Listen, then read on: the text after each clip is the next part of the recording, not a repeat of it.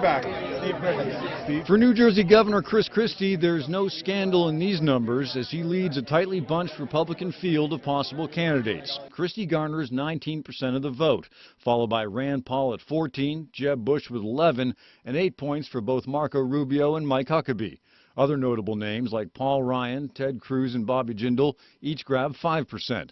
So for GOP strategists like Jim Merrill, here's the bottom line.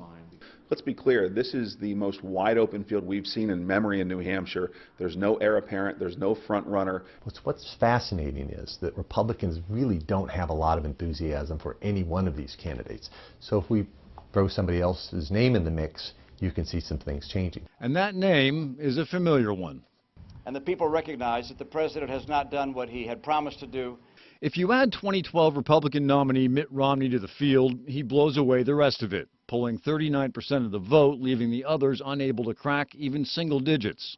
I think there's a lot of buyer's remorse with President Obama right now, and a lot of folks looking very nostalgically at what President Mitt Romney would have done over these last few years. And while Merrill is the former state director of the Romney campaign, there is no indication that the 67-year-old is even considering a third crack at the White House. Even so, it's clear he still has an impact with the Republican electorate that's probably wondering, what if?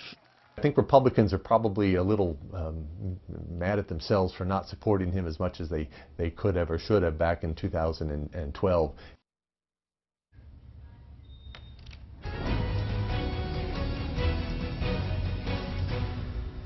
Okay, a quick look at the Democratic numbers for you. Hillary Clinton remains the wide favorite with Joe Biden a distant second.